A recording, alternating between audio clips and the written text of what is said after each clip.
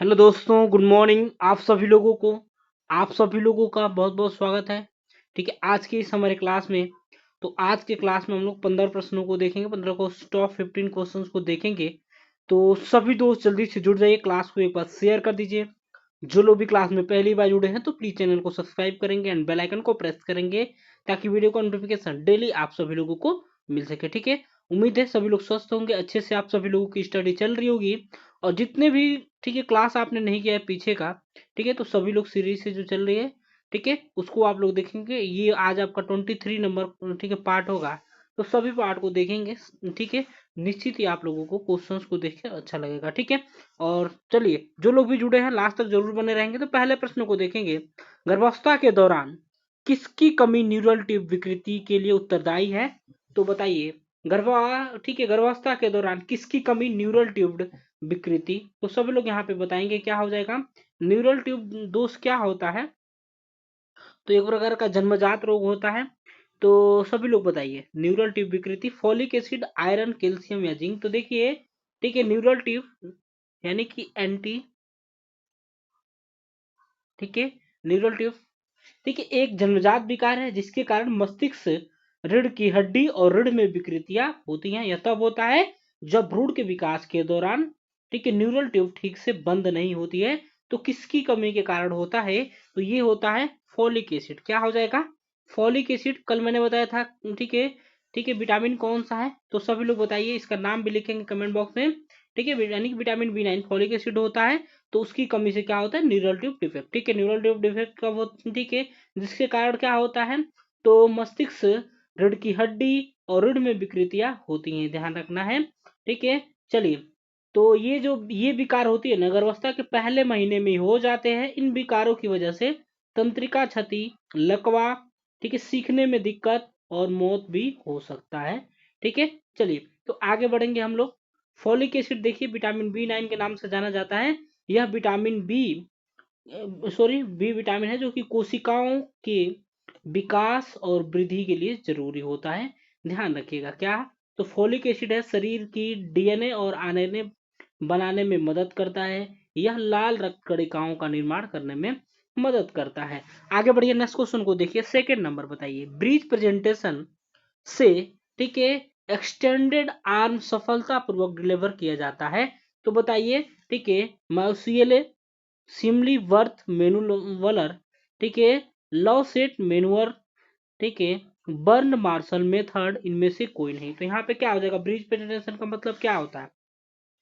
तो एक बार सभी लोग जल्दी इस क्लास को शेयर करिए। और जो लोग भी ठीक है क्लास को बाद में देखते हैं ना, तो कमेंट बॉक्स में अपना आंसर जरूर किया करें। और जो भी क्वेश्चन मैं कमेंट बॉक्स में पूछता हूँ तो इसका आंसर आप लोग बताया करिए कमेंट बॉक्स में, क्योंकि मैं ठीक है ऑफलाइन कमेंट भी जाके देखता हूँ। गर्भावस्था के दौरान बच्चे का सिर का जन्म, ठीक है, जन्म के समय योनि से बाहर न आकर पैर या नितंब से बाहर आता है, तो उसे बीज प्रेजेंटेशन कहा जाता है। देखिए, यह बीज प्रेजेंटेशन जो है ना, ठीक है, गर्भावस्था के आखिरी हफ्तों में होता है। यह पूर्ण अवधि के जन्मों से 3 से 4% मामलों में होता है। 3 से 4% मामलों में बस देखने को मिलता है ब्रिज प्रेजेंटेशन। तो इसका राइट आंसर क्या हो जाएगा? ऑप्शन बी होगा।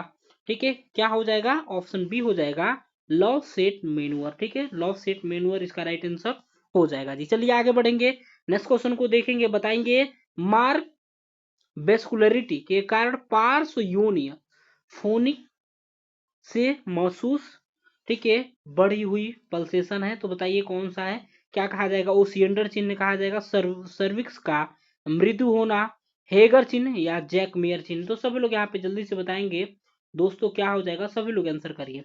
तो यहाँ पे क्या हो जाएगा? ठीक है, क्या हो जाएगा? थर्ड का क्या होगा? ऑप्शन हो जाएगा, यानी कि ओसिएंडर चिन्ह हो जाएगा। यानी कि मार्क्स वेस्कुलरिटी के कारण पार्श्व योनि फोनिक से महसूस, ठीक है, बढ़ी हुई पल्सेशन है, तो ओसिएंडर चिन्ह उसे कहा जाता है। ठीक है, देखिए, चलिए, तो ये क्या होता है? तो एंड्रियास ओसिएंडर एक, ठीक है, ईसाई रहस्यवादी थे। ठीक है, ओसिएंडर जो थे क्या थे? तो ईसाई रहस्यवादी थे। उनका मानना था कि, ठीक है, मसीहा और परमेश्वर में वचन के बीच, ठीक है, ये देखिए थोड़ा सा अलग ही कुछ वे में जा रहा है। ठीक है, ओसिएंडर चिन्ह। तो आगे बढ़िए, यहाँ पे क्या हो जाएगा? ओसिएंडर चिन्ह हो जाएगा। ठीक है, चलिए, तो आगे बढ़ेंगे हम लोग, नेक्स्ट क्वेश्चन को देखेंगे। ठीक है, आगे बढ़िए। ठीक है, तो आगे बढ़िए। देखिए फोर्थ नंबर का देखिए, एचआईवी पॉजिटिव माता से जन्मे बच्चे कि बालक की गर्भाशय का प्रत्यावर्तन पूर्ण, ठीक है, हो जाता है। तो कब हो जाता है? एचआईवी पॉजिटिव यदि माता से जन्मे बच्चे की बालक की गर्भाशय का प्रत्यावर्तन पूर्ण हो जाता है, कब होता है? 6 सप्ताह पे होगा, 8 सप्ताह तक हो जाएगा, 12 सप्ताह तक होगा, या 16 सप्ताह तक हो जाएगा। ठीक है, तो देखिए क्या हो जाएगा यहाँ पे, सभी लोग बताएंगे फोर्थ का। एक बार सभी लोग जल्दी से क्लास को शेयर भी करेंगे। तो ऑप्शन यहाँ पे क्या हो जाएगा? ए हो जाएगा, यानी कि 6 सप्ताह तक हो जाएगा दोस्तों। क्या हो जाएगा? तो यानी कि 6 सप्ताह तक हो जाएगा। राइट आंसर यहाँ पे ध्यान रखिएगा। कब तक? तो 6 सप्ताह तक एचआईवी पॉजिटिव माता से जन्मे बच्चे की सॉरी जन्मे बालक की गर्भाशय में प्रत्यावर्तन पूर्ण हो जाता है। तो ऑप्शन क्या हो जाएगा? ए हो जाएगा। आगे बढ़िए, नेक्स्ट क्वेश्चन को देखेंगे। बताइए फिफ्थ नंबर, योनि में स्ट्रॉबेरी, ठीक है, स्ट्रॉबेरी स्पॉट दिखाई देते हैं। तो योनि में स्ट्रॉबेरी स्पॉट जो है ना, कब दिखाई देंगे? तो बताइए यहाँ पे कब दिखाई देते हैं योनि में स्ट्रॉबेरी स्पॉट? कैंडिडा में, ठीक है, ट्राइकोमोनास में, ठीक है, साइटोमेगलो वायरस में, या हर्पिस सिम्प्लेक्स में। तो यहाँ पे क्या हो जाएगा? सभी लोग जल्दी से बताएंगे। ठीक है, यानी कि देखिए योनि में स्ट्रॉबेरी रंग, यानी कि धब्बे दिखने की कई वजह हो सकते हैं। ठीक है, यानी कि देखिए कैसे दिखाई देगा? तो गर्भाशय ग्रीवा पर स्ट्रॉबेरी जैसी आकृति दिखने पर ट्राइकोमोनियासिस संक्रमण का संदेह हो सकता है। किसका हो सकता है? तो यहाँ पे क्या हो जाएगा? बिल्कुल ऑप्शन बी हो जाएगा, यानी कि ट्राइकोमोनास में हो जाएगा, ट्राइकोमोनास में दिखाई देगा। और भी कई सारे कारण होते हैं, जैसे कि गर्भाशय ग्रीवा की सतह पर छोटे छोटे लाल धब्बे पड़ने पर इसे स्ट्रॉबेरी गर्भाशय ग्रीवा कहते हैं। योनि की दीवारें सूजी हुई हो सकती हैं और गंभीर मामलों में स्ट्रॉबेरी रंग की हो सकती है। यहाँ पे ध्यान रखिएगा। ठीक है, तो देखिए ये क्या होता है? ट्राइकोमोनोस, ठीक है, बिजनेस संक्रमण क्या होता है? तो इसमें क्या होता है? गर्भाशय ग्रीवा पर स्ट्रॉबेरी जैसी आकृति दिखाई देगी। योनि स्राव विश्लेषण और, ठीक है, स्पेकुलम जांच कराना चाहिए इसमें। ठीक है, तो इसमें स्पेकुलम जांच, ट्राइकोमोनास हो जाएगा यहाँ पे। एक प्रकार का यौन संचारी संक्रमण है। ध्यान रखिए क्या है? एक प्रकार का यौन संचारी संक्रमण है। यह एक छोटे परजीवी के कारण होता है। ध्यान रखिएगा, यह छोटे परजीवी के कारण होगा। यह संक्रमण जननांगों, मूत्रमार्ग और, ठीक है, प्रोस्टेट को प्रभावित कर सकता है। ठीक है, चलिए तो यहाँ पे आगे बढ़ेंगे हम लोग। नेक्स्ट क्वेश्चन को कैंडिडा के बारे में देखेंगे। एक तरह का ईस्ट है जो कि त्वचा, योनि और पाचन तंत्र में पाया जाता है। ठीक है, ठीक है, कहाँ पे पाया जाएगा कैंडिडा? तो त्वचा, योनि और पाचन तंत्र में पाया जाएगा। ठीक है, चलिए तो एक प्रकार का देखिए क्या है, साइटोमेगालो वायरस, ठीक है, क्या है? तो हर्पी वीरसोल क्रम में, ठीक है, हर्पी वीरसोल परिवार का एक प्रकार का एक वायरस है ये। ठीक है, ध्यान रखिएगा। और हर्पिस सिम्प्लेक्स के बारे में देखिएगा, एक प्रकार का वायरस है। यह वायरस कई तरह के लक्षण पैदा कर सकता है, जैसे कि क्या होगा?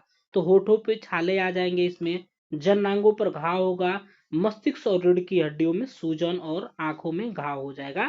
ठीक है, तो ध्यान रखना है यहाँ पे। आगे बढ़िए, नेक्स्ट क्वेश्चन को देखेंगे। 6ठे नंबर, मनुष्य में अंडाणु का निषेचन होता है। तो सभी लोग जल्दी से यहाँ पे बताएंगे, मनुष्य में अंडाणु का निषेचन होता है। ठीक है, कहाँ पे होता है? सभी लोग जल्दी से बता दीजिए। मनुष्य में अंडाणु का निषेचन कहाँ पे होगा? योनि में होगा, योनि मुख में, अंडाशय में, फलोपियन नलिका में।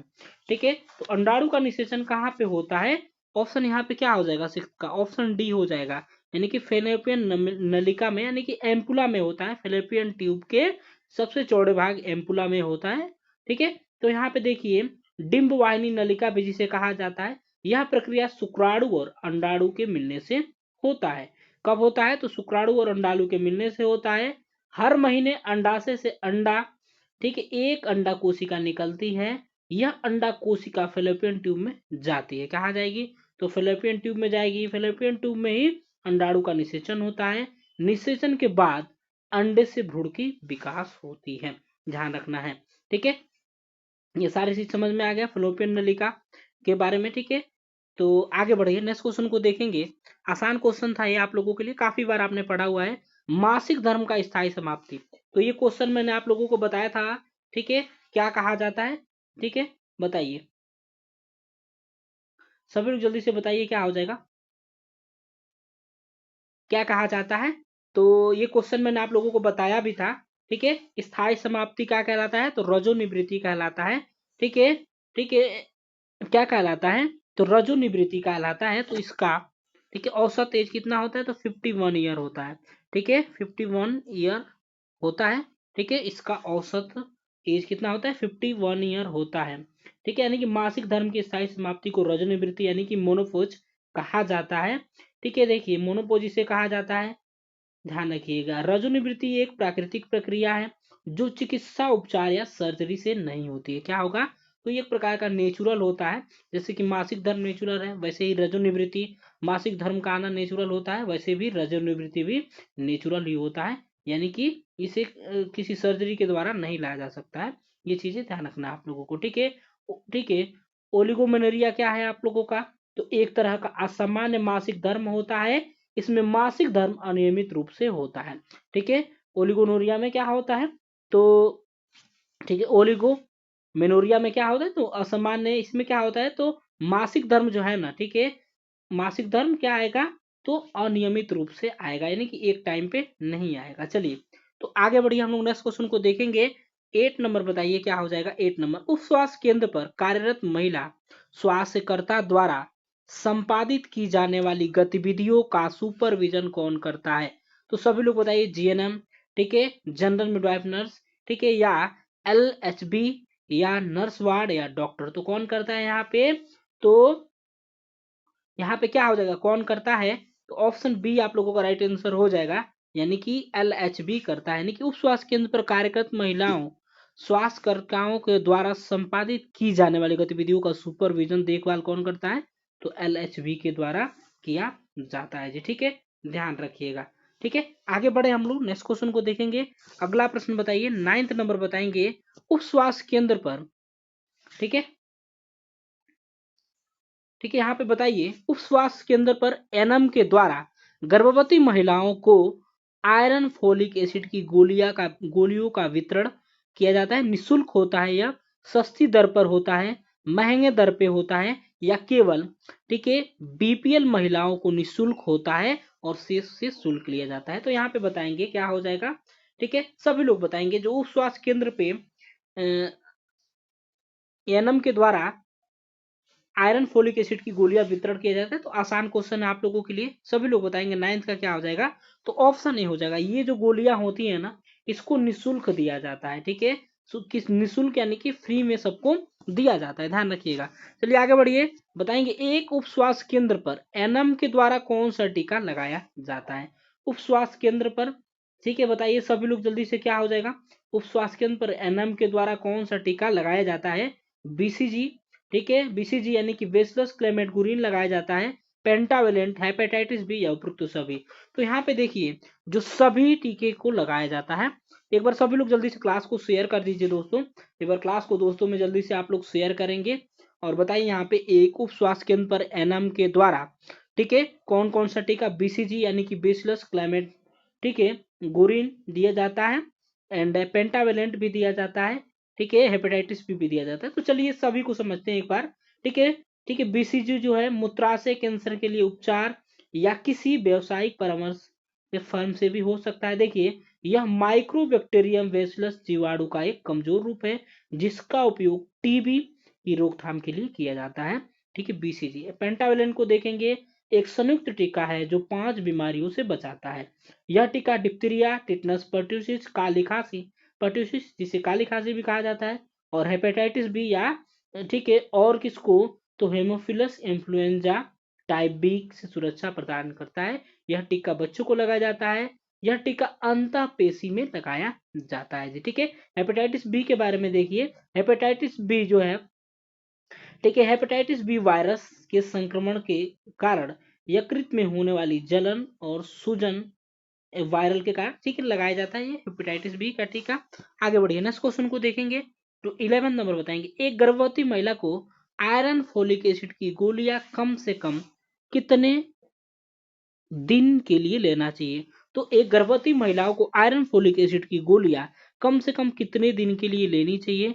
आप लोगों को बताना है। 100 दिन, 50 दिन, 280 दिन, या 365 दिन। तो कितने दिन के लिए लेना चाहिए? तो क्या हो जाएगा, ऑप्शन हो जाएगा ए, यानी कि गर्भावस्था के दौरान आयरन फोलिक एसिड की गोलियों को कम से कम 100 दिनों तक लेना चाहिए। गर्भावस्था के दौरान आयरन और फोलिक एसिड गोलियों लेने की सलाह दिया जाता है। और यह कितने दिनों तक लेना चाहिए, तो लेना चाहिए 100 दिनों तक, ठीक है, कम से कम।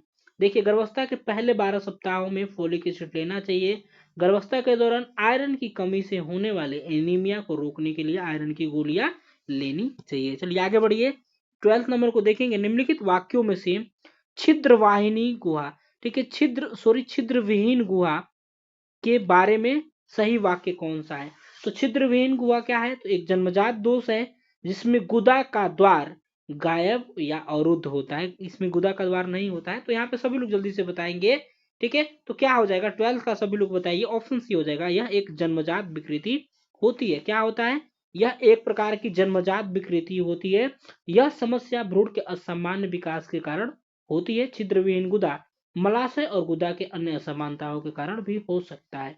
इसमें क्या होता है, तो गुदा द्वार गायब या अवरुद्ध रहता है, ध्यान रखिएगा। चलिए तो ऑप्शन सी इसके लिए सही कथन हो जाएगा। आगे बढ़िए, 13 नंबर को देखेंगे, बताइए क्या हो जाएगा। ठीक है, निम्नलिखित में से ठीक है, नवजात में श्वास रोध का कारण है। तो नवजात में श्वास रोध का कारण कौन सा है, इसमें से सभी लोग जल्दी से बताएंगे। यानी कि अवरोधित प्रसव प्रसव हो सकता है, गंदे पानी का श्वसन मार्ग में चूसण हो जाएगा, गर्दन के चारों ओर नाभि नाल का सख्ती से लिपटा होना होगा, या उपयुक्त सभी हो जाएगा। तो सभी लोग यहाँ पे बताएंगे निम्नलिखित में से कौन सा नवजात में श्वास रोध का कारण है। तो 13 का सभी लोग बताइए, यहाँ पे क्या हो जाएगा 13 का, तो ऑप्शन डी हो जाएगा, ठीक है, ऑप्शन डी हो जाएगा यहाँ पे, यानी कि उपयुक्त सभी होगा। दोस्तों एक बार सभी लोग जल्दी से क्लास को शेयर कर दीजिए। सभी लोग क्लास को दोस्तों में जल्दी से आप लोग शेयर करेंगे, ठीक है, जल्दी से शेयर कर दीजिए दोस्तों, ठीक है। और लास्ट तक सभी लोग बने रहेंगे, लास्ट में अपना स्कोर भी आप लोग बताएंगे। और बताइए यहाँ पे क्या हो जाएगा, तो ऑप्शन डी हो जाएगा, ठीक है, यानी कि अवरोधित प्रसव, गंदे पानी का श्वसन मार्ग में चूसण, गर्दन के चारों ओर नाभि नाल का सख्ती से लिपटा होना, ये सभी आप लोगों का हो जाएगा, ठीक है। अवरोध के कारण कई सारे होते हैं, गर्भनाल में प्रवाह में बाधा भी हो सकता है, भ्रूण में गंभीर संक्रमण के कारण भी हो सकता है, ठीक है, माँ में गंभीर बीमारी, ठीक है, समय से पहले जन्म लेना, ये सारी चीजें, कई सारी चीजें इसकी कारण हो सकती हैं। तो ऑप्शन के अकॉर्डिंग ये आप लोगों का दिया गया है ना, ठीक है, ये पूरे सही हो जाएंगे। 14 को देखेंगे, सीपीआर का उपयोग प्रायः किस बीमारी के दौरान किया जाता है। तो सीपीआर के बारे में बताएंगे, कार्डियो पल्मोनरी, ठीक है, ठीक है, रिसिस्टेशन। तो सब लोग यहाँ पे जल्दी से बताइए क्या हो जाएगा, ठीक है। तो 21 में श्वास रोध में, निमोनिया में, पीलिया, डायरिया, ठीक है। तो ना तो निमोनिया में, ना तो पीलिया में, ना डायरिया में, किसमें दिया जाता है, तो ऑप्शन ए श्वास रोध में दिया जाता है, ध्यान रखिएगा, ठीक है। कार्डियक अरेस्ट, ठीक है, में किसी व्यक्ति की जान बचाने का तरीका है, ठीक है, यानी कि श्वास लेने में जब प्रॉब्लम होगी तो उस समय भी सीपीआर दिया जाता है। तो ये भी कई प्रकार का, जैसे मुंह में, ठीक है, देखिए कई कई लोग देखिए डूबते रहते हैं ना, तो उनको सीपीआर दिया जाता है, ठीक है। तो देखिए, ठीक है, यहाँ पे क्या हो जाएगा आप लोगों का ऑप्शन, ठीक है, ए हो जाएगा। यानी कि श्वास रोध का मतलब सांस रोकना या सांस को बाहर निकालने से रोकना, इसे श्वास रोध कहेंगे। इसमें क्या होता है, तो इसकी वजह से दम घुट सकता है, क्या होता है, दम घुटने के कारण मृत्यु भी हो सकती है, इसलिए सीपीआर दिया जाता है। चलिए आगे बढ़िए, एंड लास्ट क्वेश्चन को देखेंगे आज के, ठीक है। अबगार स्कोरिंग के दौरान निम्न लक्षण का आकलन किया जाता है। तो अबगार स्कोरिंग के दौरान बताइए, ठीक है, निम्न लक्षण का आकलन किया जाता है। सभी लोग एक बार जल्दी से बता दीजिए दोस्तों क्या हो जाएगा। तो अबगार स्कोरिंग में क्या, तो नवजात शिशुओं की शारीरिक स्थिति का आकलन करने का एक मानकीकृत तरीका है। यह स्कोरिंग सिस्टम वजन के बाद शिशु की हृदय गति, श्वसन, मांसपेशियों की, ठीक है, और टोन, रंग और रिफ्लेक्स जैसी चीजों को मापता है। तो इसमें देखिए सभी चीजों क्या मापेगा, त्वचा का रंग, ठीक है, हृदय की धड़कन, श्वसन दर, या, ठीक है। तो यहाँ पे क्या हो जाएगा, उपरोक्त तो सभी हो जाएगा, ठीक है। अब गार स्कोरिंग में क्या क्या, तो तापमान नहीं मापा जाता है, इसमें तापमान नहीं मापा जाता है। देखिए अब कार स्कोरिंग की शुरुआत कब किया गया था, तो इसका शुरुआत कब किया गया था, तो 1952 में, ठीक है दोस्तों। तो 1952 में डॉक्टर वर्जीनिया अबगार ने किया था, ठीक है। अबगार स्कोरिंग, ठीक है, 1, 0 या 2 अंक दिए जाते हैं, ठीक है, 1 से 10 तक होता है इसमें, ठीक है, 1 से 10 तक अबगार स्कोरिंग किया जाता है। तो ध्यान रखिएगा, ठीक है। आमतौर पे जन्म के 5 मिनट के अंदर अबगार स्कोर लिया जाता है, जन्म के 5 मिनट के अंदर इसमें त्वचा के रंग का आकलन किया जाएगा, हृदय की ठीक है, धड़कन की दर का और श्वसन दर का। यदि मान लीजिए इसमें तापमान दिया रहता तो फिर एक आपको देना पड़ता कोई जो सटीक रहता, तो तापमान इसमें नहीं दिया है, कई जगह तापमान दे देगा तो तापमान का आकलन नहीं किया जाता है। ठीक है, तो ये रहा आपका 15 प्रश्न। चलिए मिलेंगे आप सभी लोगों से कल सुबह 9 बजे। ठीक है, तब तक के लिए bye bye, take care, thank you so much for watching. उम्मीद है सभी लोगों को क्लास अच्छा लगा होगा। तो क्लास यदि आपको अच्छा लगा हो तो वीडियो को दोस्तों में शेयर करेंगे ज़्यादा से ज़्यादा, एक बार लाइक करिएगा, और जो भी क्वेश्चन आप लोगों से पूछा जाता है तो कमेंट बॉक्स में जरूर बताइएगा। ठीक है, चलिए bye bye, take care, thank you so much for watching, have a great day. मिलते हैं अगली क्लास में।